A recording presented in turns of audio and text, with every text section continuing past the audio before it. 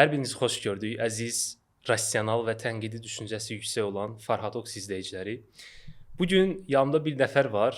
O bir nəfər ki, bəlkə də dünyada yeganə adamdır ki, siması görünmədən çox böyük populyarlıq qazanıb.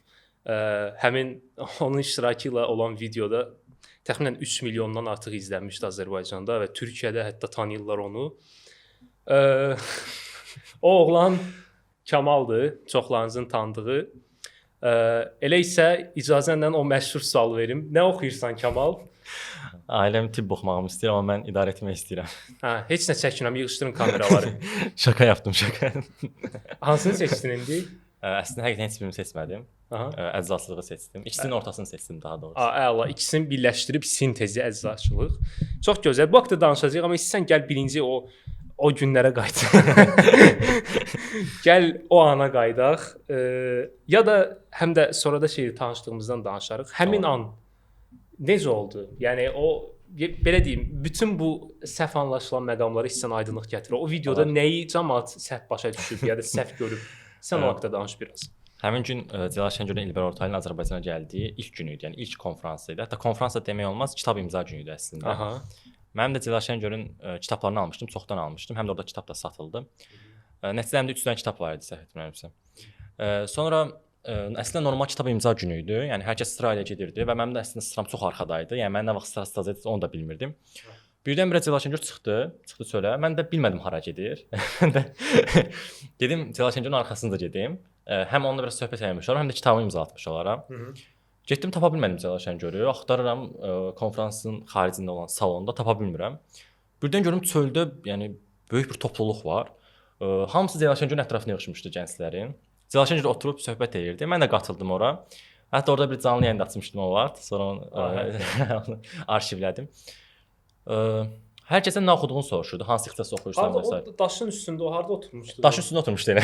Harda idi ki o təxminən? Yəni konfrans zalına açıq desək, əslində siqaret çəkməyə çıxmışdı çölə. Orada daş var, həqiqətən daşın üstündə oturmuşdu.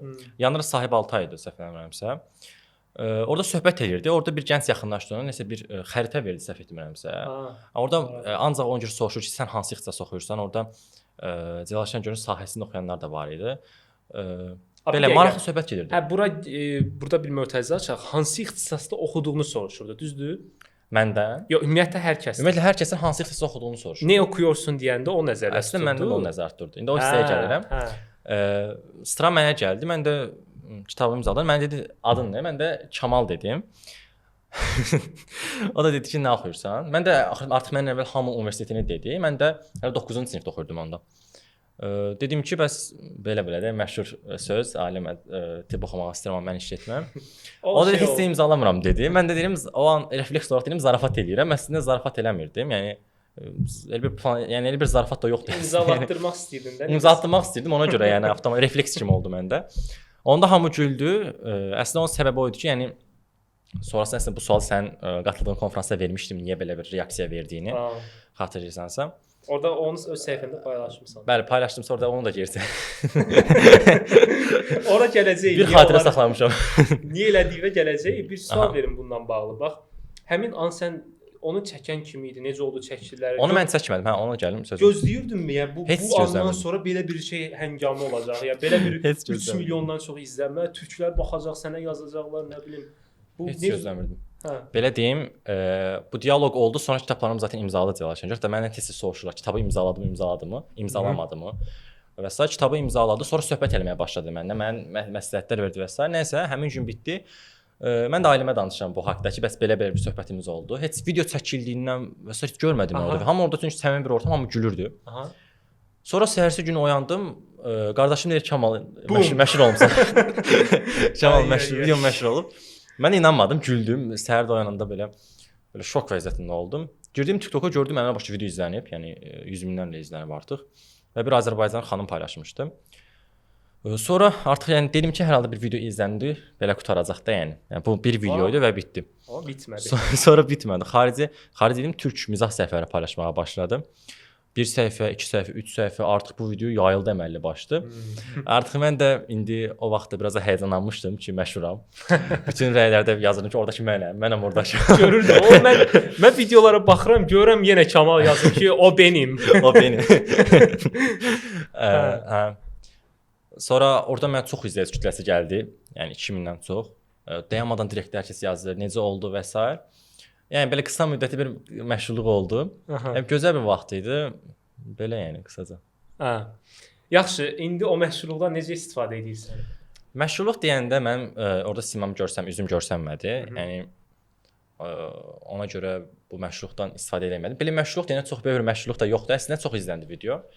Amma Səmimi bir bir video an olaraq idi. qaldı. Səmimi bir an idi. Yəni spontan, yəni olan bir an idi. Ona görə də belə xüsusi bir bacarığımla məşğul olmağa daha üstün tutaram ondan sonra. Okay, indi izləyicilər soruşacaq ki, bəs sən Kamalı xüsusi dəvətlə tutub gətirmisən bura və s. Bundan əvvəl oturub yemək yeyirdik, oradan gəldik bura. Yəni dostumdur Kamal, belə deyim, çoxdan tanışıq. Çoxdan deyəndə indi o tanışlıq hissəsinə gələk. İstəyirsən sən şərh elə onu. Olar. Oradakı narahat olma, insanların adını da çəkə bilərsən. Yəni bayaqdan bütün məşğulların adını çəkdik. Danışa bilərsən o haqqda. Necə oldu? Bax, o necə xatırlayırsan bizim tanışlığımızı? Bizim tanışlığımız Cəlal Şəngörün ikinci konfransı idi Azərbaycanda, bəli.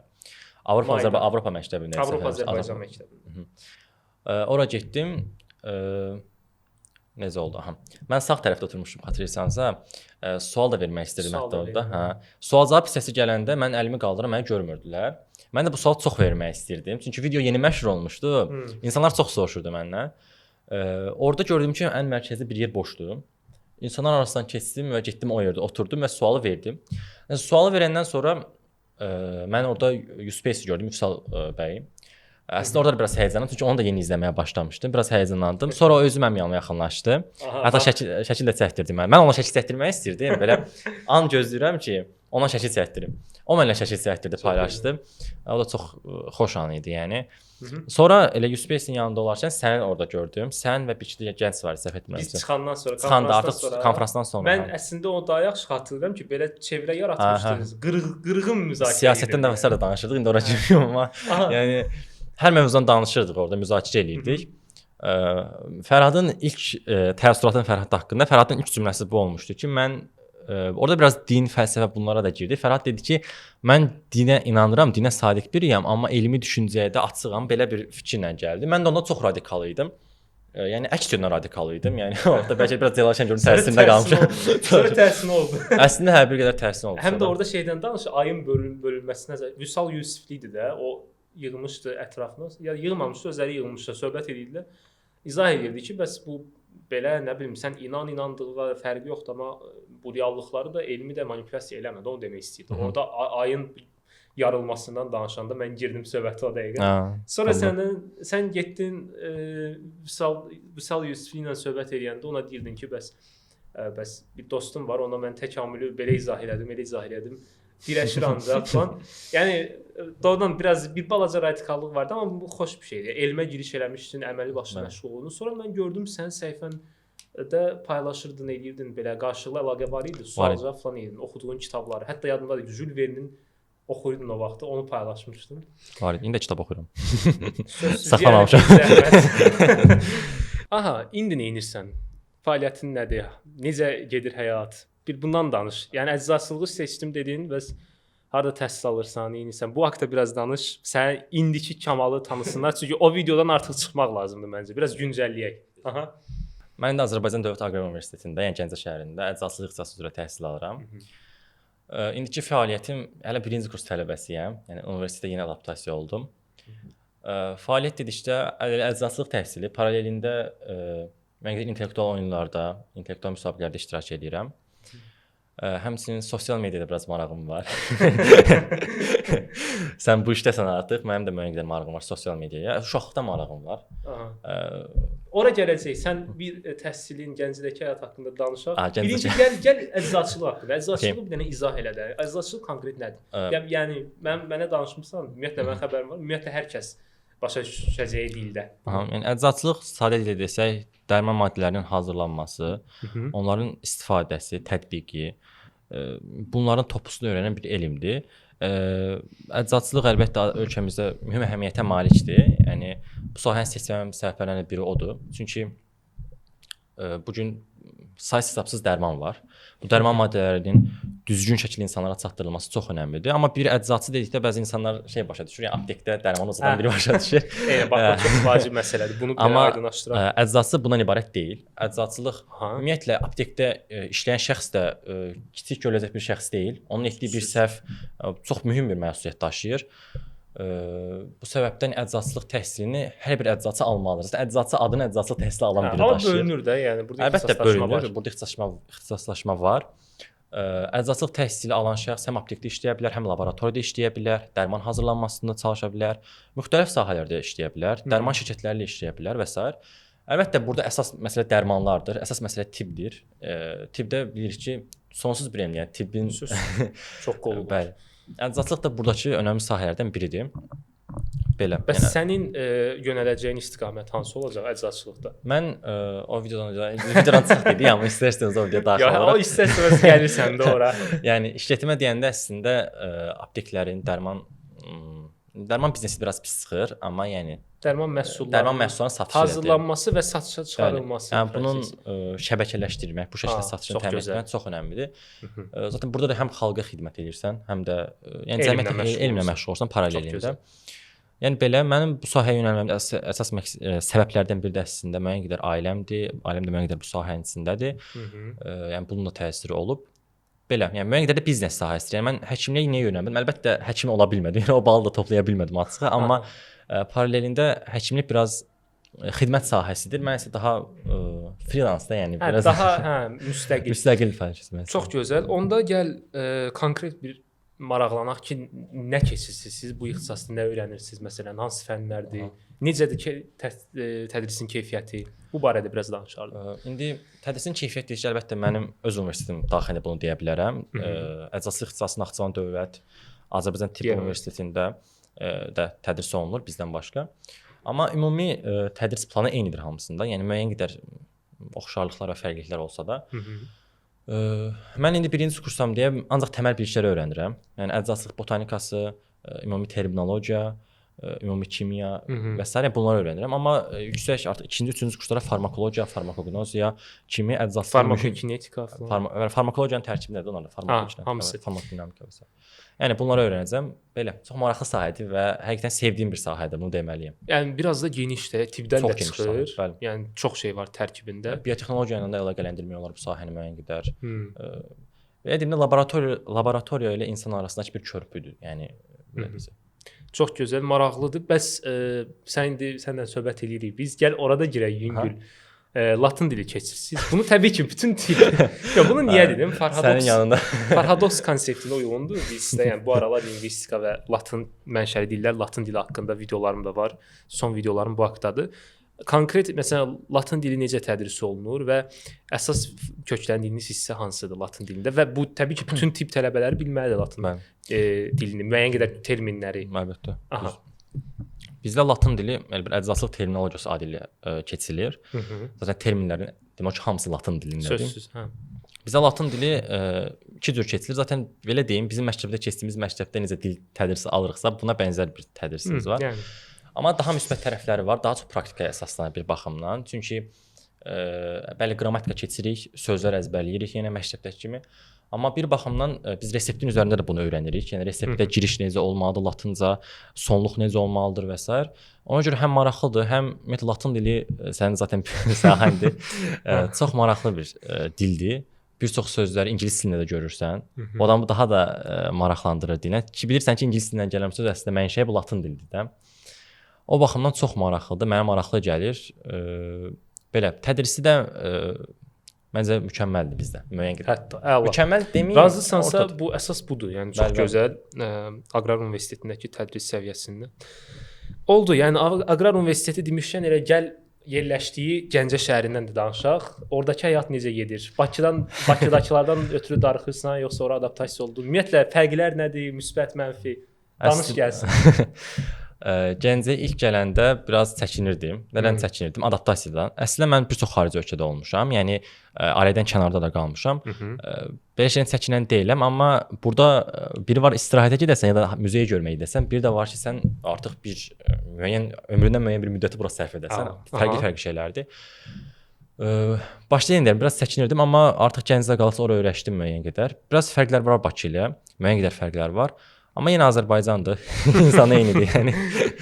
Amma müsbət tərəfləri o deyim, insanları, yəni Bakıdan daha mehribanlı desəm doğru olar. Yəni, bəlkə də mən Bakıdan gəlmişəm deyə elə hiss edirəm. Yox, mən ona razıyam. Hə, sən də orada olmusan, elə bilirsən. Mən ona razıyam. Yəni daha mehribandır. Amma yenə əlbəttə Bakıda bir elmi kütləni daha rahat yığa bilərsən, nəinki Gəncədə. Yəni Elita deyək də bu. Bəli, elə də demək olar. Belə, yəni əlbəttə Bakıda daha çox insan var. Buna nəzərə almaq lazımdır. Sözsüz. Bakı daha böyük şəhərdir və s. Yəni bunlara nəzərə almaq lazımdır. Amma Gəncə şəhərini ümumi götürsə inkişafda görürəm. Gəncə əhalisi ilə də aram yaxşıdır, yəni. Əsas odur. Əsas odur. Belə deyə bilərəm. Biraz universitetdə başda çətinlik çəkirdim açığı. Yəni biraz da peşmançılıq da yaşadım ilk başlarda. Hətta, yəni, bax onu mən deməmişdim. Onu məndən gizlətmişdi, hə. Niyə gizlətdirdim? Çünki özüm motivasiyadan salmaq istəmirdim. Kiməsə deyəndə axı adam daha da inanır dediyinə. Ona görə heç kəsə demək istəmirdim, amma biraz peşmançılıq yaşayırdım. Nəyə görə? Səbəb nə idi? Yəni biraz kütlə deyim də, yəni universitetlərin tələbə belə deyim də, yəni orada insanların mədəni səviyyəsi demək olar ya da yox mən indi Gəncə əhalisinin qarşı-qarşıya gətirdim. Yox, ya da maraq dairəsi. Məsələn, biraz maraq dairəsi. Aha, çox doğru yerdən deyim, maraq dairəsi. Çünki oradakı insanın maraq dairəsi ilə indi hər kəsə şamil eləmirəm, amma əksəriyyəti deyim, xüsusən gənclərin maraq dairəsi mənimki çox vaxt eyni olmurdu. Bu biraz məni depressiyaya salardı biraz. Amma sonradan artıq öz maraq dairəmdə olan insanları tapdım. Orada da var. Əla, gözəl. Kifayət qədər var. Hətta məndən yuxarı səviyyədə kifayət qədər insanlar orada bu sahədə. Bəli. Ona görə artıq dostlarım oldu və kifayət qədər maraqlı günlər keçirirəm və davam edəcəm. İndi necə hiss edirsən onda özü? İndi yaxşı hiss edirəm. İndi Bakıdayıq. Semestr tətilidir. Bura gəlmişəm. Bəzən bura gəlmək mənə yaxşı təsir edir açığı. Buradakı dostlarımı görmək, Bakıdakı ab-havaya qayıtmaq mənə müsbət təsir eləyir. Amma belə Gəncədə olarkən belə tez Bakıya qayıdım demirəm açığı. Çünki ora öyrəşəndən sonra artıq yəni orada qalmaq istəyirsən. Əla, çox gözəl. Yəni adaptasiya olmağın çox vacibdir və etiraf elədiyin kimi, yəni öyrəşmisən, orada da mühitin var. Əla, çox gözəl. İndi istəyərdim ki, bax biraz daha geniş çərçivədən danışaq. Sənin fikrin bir maraqlıdır, bir Azərbaycan gənci kimi. Düzdür. Özün də deyirsən ki, kaş o cür videoda populyarlıq qazanmazdım, amma yenə də bax, yenə də müəyyən qədər populyarlığın var, səni tanıyanlar var. Üzünü görməsələr də çoxları indi gördülər. Azərbaycanda bu sənin yaşıdların və bu nəsil, yəni gənc nəsil haqqında nə düşünürsən? Ümumiyyətlə gənclər haqqında fikrin nədir? Ümumiyyətlə söhbət tək həyat tərzindən gəlmir. Yəni maraq dairəsi, gələcək planları, yəni əsasən mənfi müsbət cəhətlər kimi nələri deyə bilərsən? Əslində gənclər haqqında bir fikir yürütmək ya da onlara tövsiyə verməkdən də insanların ağlına ancaq qoca birindən bir nəsihət almaq gəlir. Amma bu doğru deyil. Mövqeyindən asılı olmayaraq düşünən hər bir gənc digər yoldaşlarına nəsə tövsiyə verə bilər, fikirlərini deyə bilər. Onlar da mənə deyə bilər, mən də nəsə öyrənirəm. Çünki kifayət qədər dostum var və mən hər gün kimdənsə elə sənin özündən yeni şeylər öyrənirəm hər gün. Bu çox möhtəşəmdir. Ümumi nə deyə bilərəm Azərbaycandakı gənclər haqqında? Açığı Azərbaycandakı gəncləri burada tərifləmək ya da sırf pisləmək doğru olmaz. Çünki çox geniş bir kateqoriyaya malikdir. Sözsüz. Amma son günlərdə deyim, son illərdə bəzi ümumiləşmə var. Yəni artıq hər kəs eynidir. Yəni gənclərin böyük bir qismi artıq eyniləşir. Bu heç yaxşı deyil. Yəni hər kəs fərqli sahəyə maraq duyması, yəni öz sahəsini həvəslə icra etməsi çox önəmlidir məncə. Mən bu gün biraz eyniləşmə görürəm. Bu adiləşmə də deyə bilərəm artıq buna. Bu məni biraz narahat edir Azərbaycan gənclərində. Yəni bir gənc olaraq onu deyə bilərəm ki, hər kəs öz marağında olan sahəyə yönəlsin və öz marağında olan işi icra etsin. Çünki xoşbəxt olmanın açarı əslində mənə qədər budur. Azərbaycanda gənclər Əlbəttə elmi fəaliyyətlə kifayət qədər məşğul olan gənclər var Azərbaycanda. Artıq Çoxdur. Xaricdə təhsil alan kifayət qədər gəncimiz var. Əlbəttə xaricdə təhsil yalnız savadlı almır bəziləri. Assistatla təhsil alanlar da var, amma kifayət qədər tanıdığım, çox tanınan universitetdə oxuyan Azərbaycanlı tələbələr var. Kifayət qədər təqaüd alırlar. Yəni belə gənclərimiz var.